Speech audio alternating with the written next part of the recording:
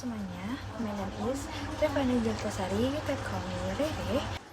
Apa itu kekerasan seksual? Kekerasan seksual adalah tindakan yang dilakukan oleh seseorang tanpa perseizinan dari orang tersebut, yang melibatkan kontak fisik atau non-fisik yang bersifat seksual.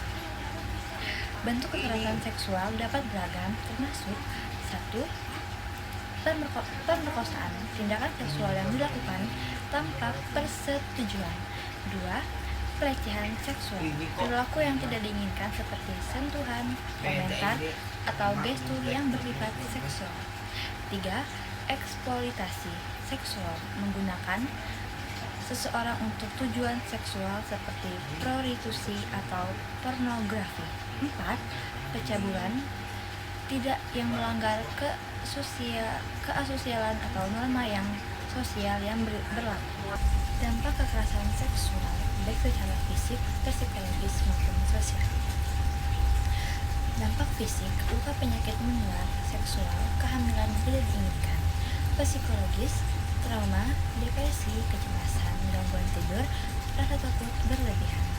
Dan sosial, korban bisa mengalami stigma, dikucilkan, kehilangan pekerjaan, atau pendidikan. Baik, faktor penyebab kekerasan seksual, ada beberapa faktor yang bisa menyebabkan memperbesar risiko terjadinya kekerasan seksual.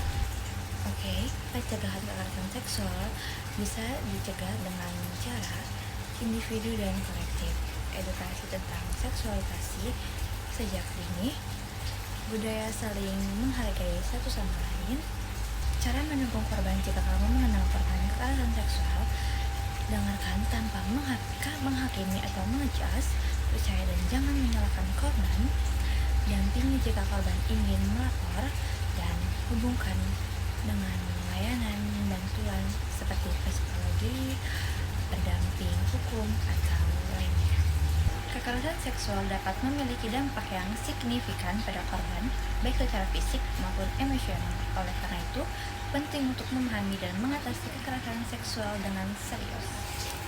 Ribuan kasus kekerasan seksual dilaporkan setiap tahun, tetapi banyak yang tidak pernah terungkap karena korban takut, malu, atau tidak percaya pada sistem di sekolah, kampus, tempat kerja, bahkan rumahnya sendiri. Kekerasan seksual bisa terjadi di ruang yang seharusnya aman, di mana korban bukan tanda setuju, melainkan refleksi dari tekanan dan ketakutan. Kekerasan seksual sering sekali terjadi karena adanya ketimpangan kekuasaan, budaya, patriarki, serta minimnya pemahaman akan batasan dan persetujuan.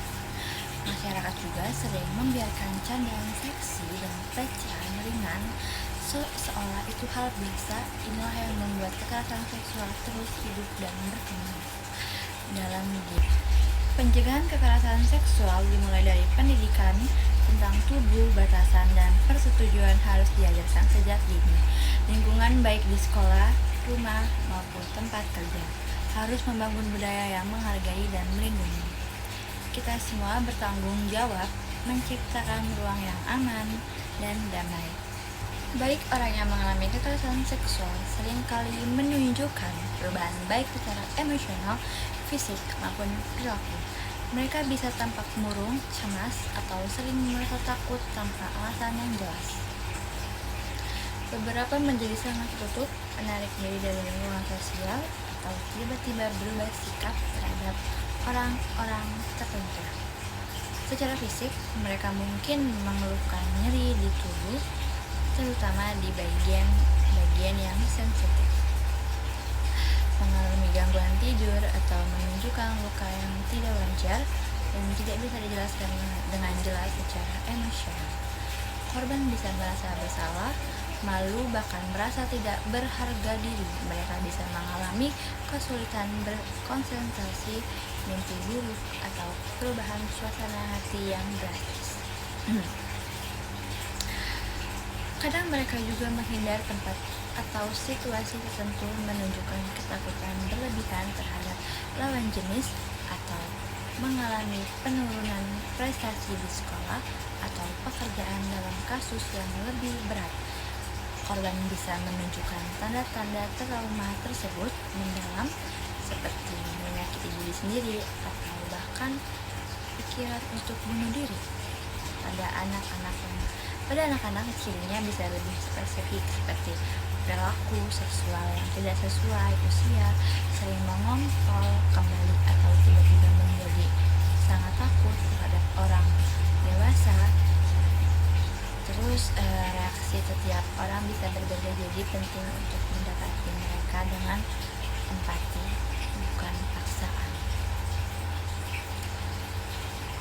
Bantuan profesional seperti psikolog atau pendamping hukum sangat penting untuk proses penyembuhan. Tubuh ini adalah milik pribadi, bukan aturan yang bisa disentuh atau dikomentari. Susuk hati, melawan kekerasan seksual bukan hanya tugas korban, tapi tugas kita semua.